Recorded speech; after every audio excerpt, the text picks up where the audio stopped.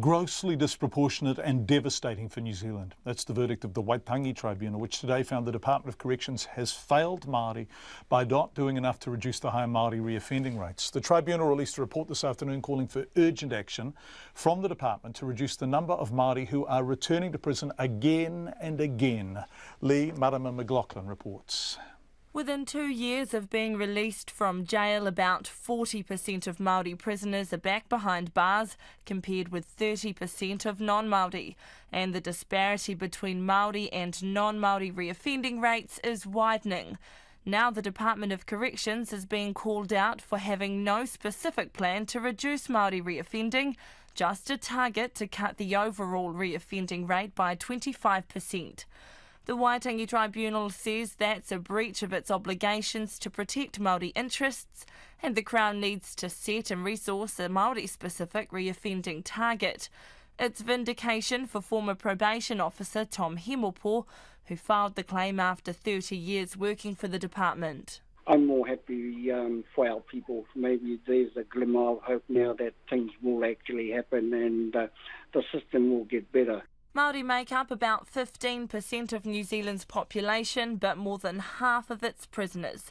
The tribunal says the overrepresentation of Maori behind bars is affecting 10,000 tamariki and has gone on for so long now that it seems normal.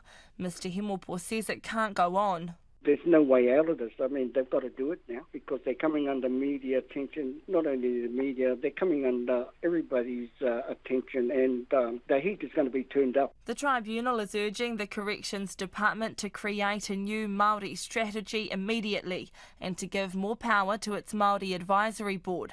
In addition to proper targets, it wants a budget dedicated to achieving them and more treaty awareness training for senior staff. But Corrections Chief Executive Ray Smith denies that the department isn't focused on Māori. Well, I don't think it's as stark as that. I mean, first of all, there is a plan of response to Māori reoffending, but it's not as in-depth as it could be, and they will see that emerge. We do have a range of programs that are budgeted for, including a whole Māori services team, which many organisations and government don't have anything of the like.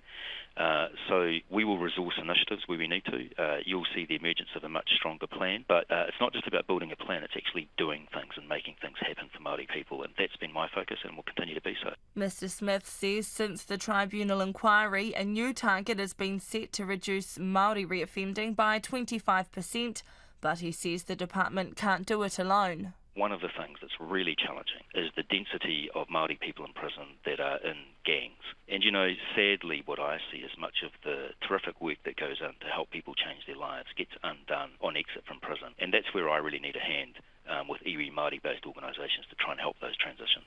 Kim Workman is a research associate at Victoria University's Institute of Criminology and a prison reform advocate.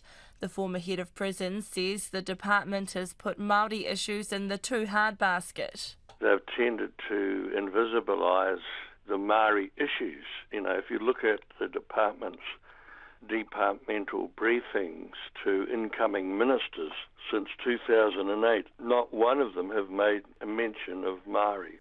The Waitangi Tribunal is also recommending a law change to the Corrections Act to include the Crown's treaty obligations to Māori, in the hope it will go towards fixing what it calls a devastating situation for Māori and for the nation. For Checkpoint, ko Lee Marama McLaughlin aho.